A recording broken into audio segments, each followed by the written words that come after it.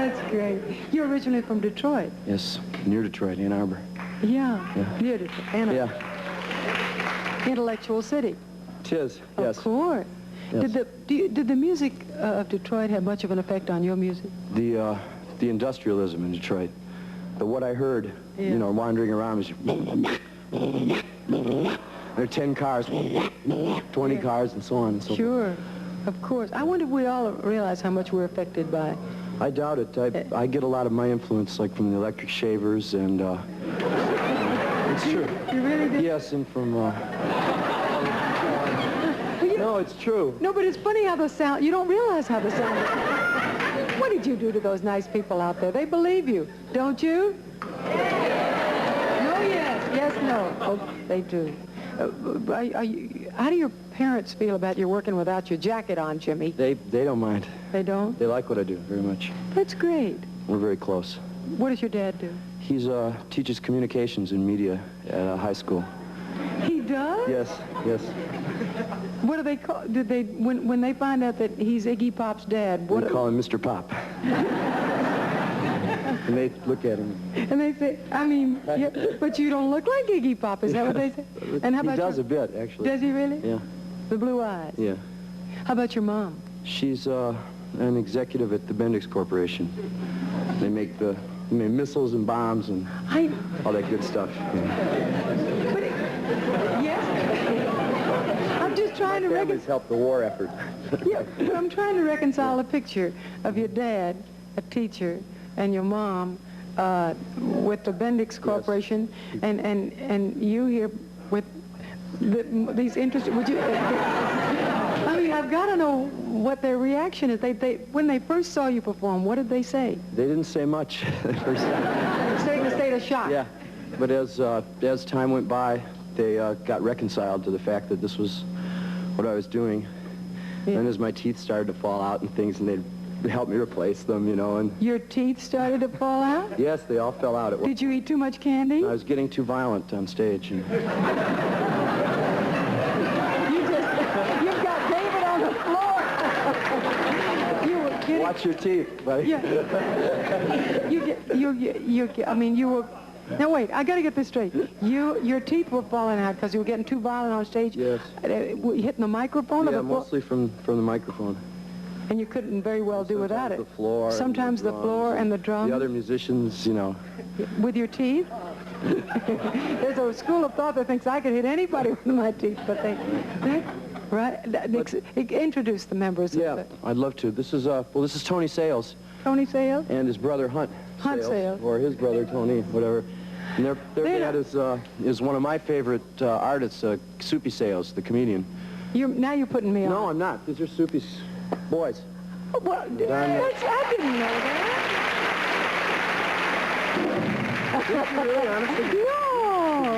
that. Well, now I got to ask you, what does your dad say? How does he likes it? That's good. And well, it's your dad too. He likes it too. Yeah.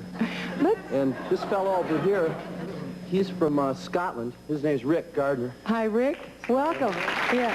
And you can introduce me to the piano player. Yeah. And this is David Bowie. Yeah, I think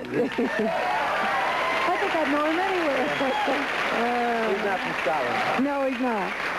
Well, listen, you gonna do another number now? We'd like to, if we Great. could. What are you gonna do? It's called Sister Midnight. Sister Midnight. It's from my new album, The Idiot. Yes, and I think you... I got it. Okay. Ready. Iggy Pop.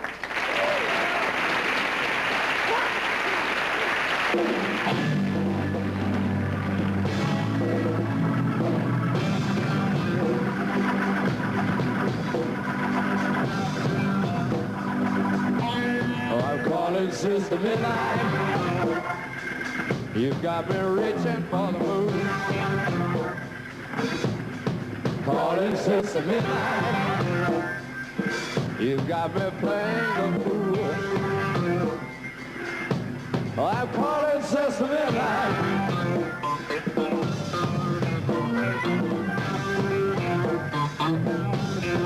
Calling Sister Midnight. Can you hear me now? Can you hear me well? Can you hear me at all?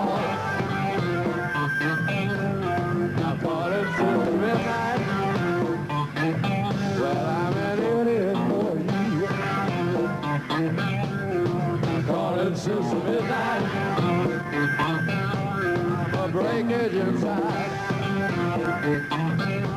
I call it Sesame Light.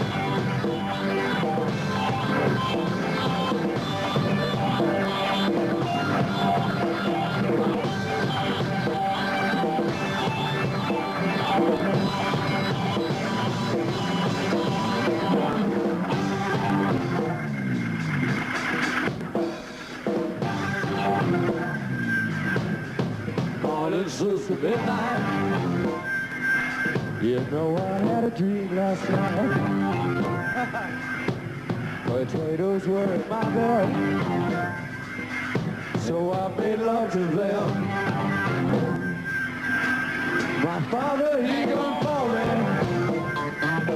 He ordered me with a 6-gun. But I call it since the midnight. What can I do about my dream?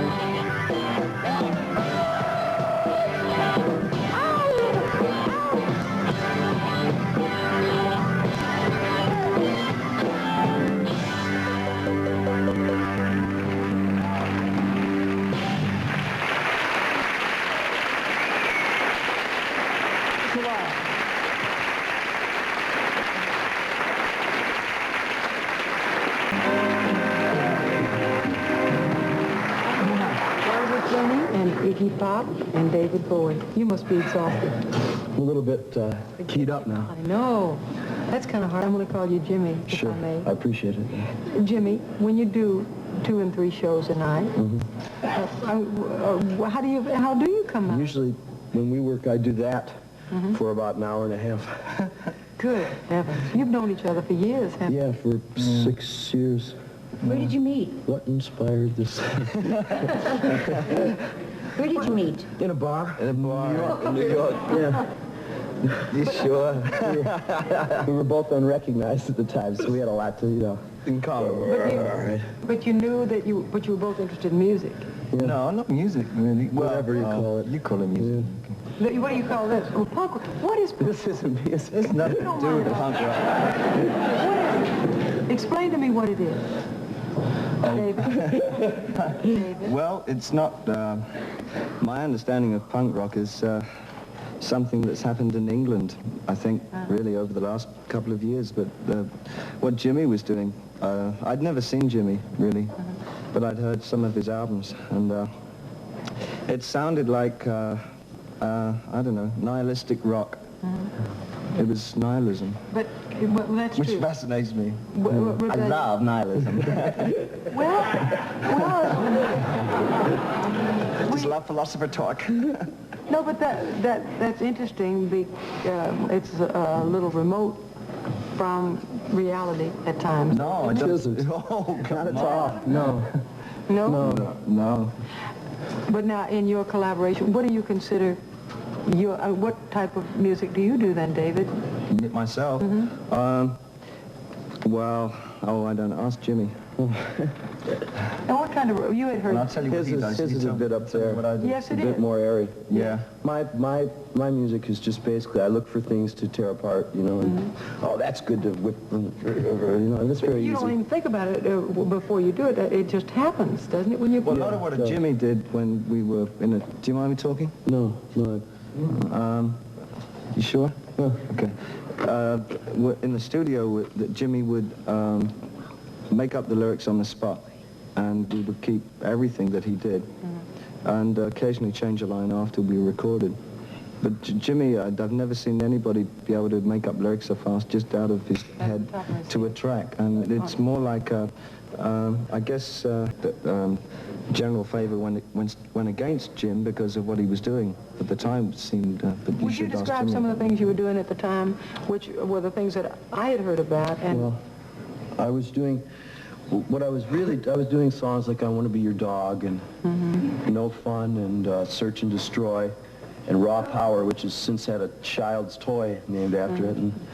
And but you were doing things to yourself physically that were... Yeah, and to other people, too. Why?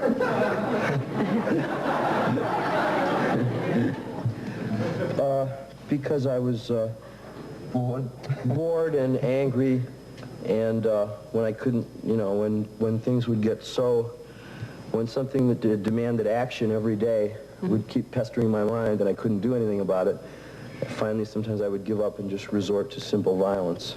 On yourself, though, mostly? Usually on myself, because I hated to do it, take it out on other people. I thought that was wrong. That's considerate. Yeah, I thought I was being more considerate. Yeah. So often I would do to myself what I wanted to do to someone else. I mean, like, for instance, you poured hot wax on yourself once.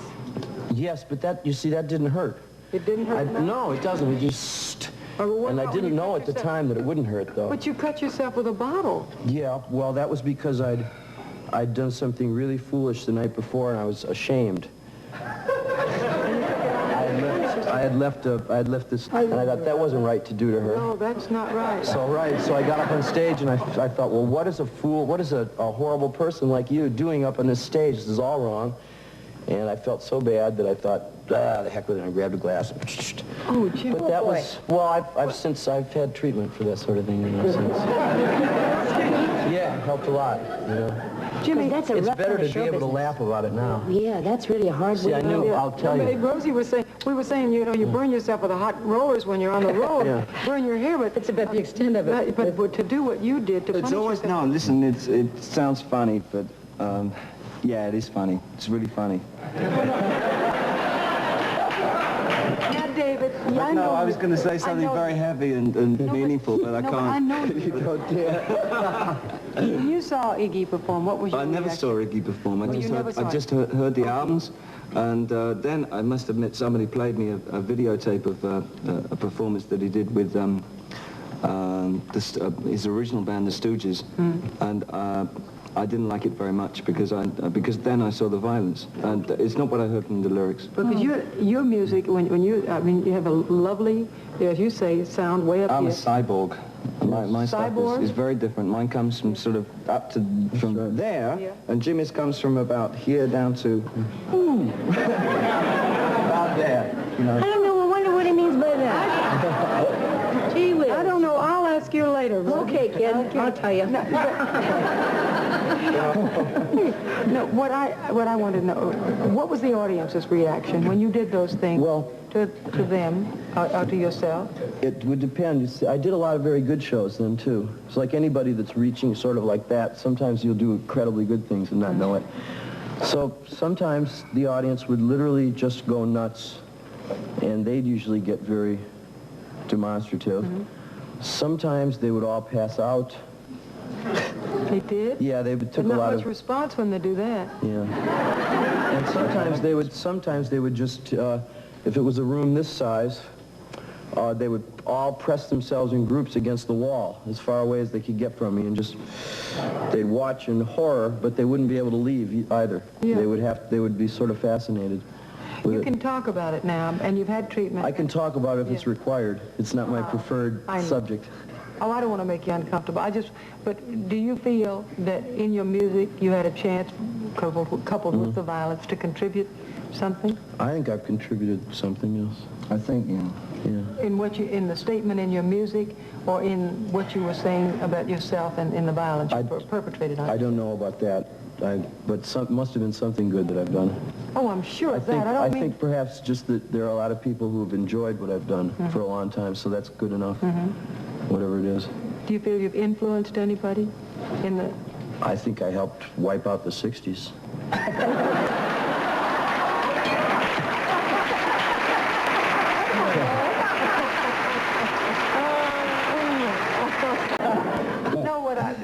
For instance, you have been working with Iggy now, Yeah. and you're a very modest man. You're sitting there at the keyboard, and one of the conditions on which you came today was that you would not sing a solo, and that you would not talk about David Bowie, and we're friends, and I understand and I respect that. But what happens with David Bowie if you're going to continue to sublimate your particular talent? Can your ego stand that? Okay, fine, right. Well, two ways of approaching that. Firstly is that one thing which I want to get straight is that the collaboration that Jimmy and I have had has been something because I was intoxicated with what I thought Jimmy stood for, and I would never ever want it to be considered that I was some kind of hand manipulator or Svengali behind what Jimmy's doing now, because he's getting popular now. It's only because he's 6 years too early. What he was doing 6 years ago was just the same. You talk musically. Nothing musically, and his presence, what he was doing on stage was exactly the same. It's just that I happen to be concerned with it now because I stayed with it. So firstly, for me, it's a great ambition because there was something with Jimmy that I hadn't seen in rock and roll, which was a kind of a method. I can't explain it. A method poetry. It was an unleashing of parts of the animalistic kinds of rock that you never really see. It's always usually safeguarded and very, very safe. And sometimes Jimmy programmed excited me what he was doing. Yeah, that's right. And it probably has nothing to do with rock and roll. I think it has more to do with method. Method and a human statement? Yeah, I think, no, not a human statement, no, just method. Jimmy has a method. So that's my concern, and I have nothing else better to do, and I've never enjoyed a tour as much as I'm enjoying this one, just playing keyboards, because I think it's as fulfilling as any of my tours. The interesting thing, because now this never... I've developed an American accent, I must lose that. Yeah. It sounds terribly American, dear, to me. But no, the interesting thing, because I noticed that a lot of the rock artists and the country artists will play as sidemen on a temporary basis on a recording session with other performers. But I have never seen them do it to this extent. But you are now helping to produce Jimmy's albums. Yeah. But what happens with your career? Oh, that's fine. It'll move along exactly the way. I am very rich, you know. I can afford it. Yeah. And I guess if you're willing to, you know, just wait out, and I don't see the necessity of doing a tour of my own until I want to do one. Yes. Not for the bucks. I'd much prefer to do one because I want to do a tour. Then I prefer to do something that really excites me, and playing piano behind Iggy Pop for me is very exciting. Well, see, now that's wonderful. You know. And that's the kind of thing that usually managers and agents and people like that, they say grab it while you can because the public's taste is whimsical and it changes. But for you to say that you can sit No, back. public taste doesn't change. There's a particular, a hardcore point in the public that there's a valve, an emotional point that can be touched in two places. It's either on a spiritual level or a gut level. And that will never change ever. No, I agree with you, but the audience to whom you appeal occasionally will be fickle, or they will move to another group. Oh, but if you touch them emotionally in one way or the other, spiritually... I think Jimmy and I believe in our audiences a lot. I don't think we're concerned very much. Too much. Well, that's great. Very much. Yeah. Be right back.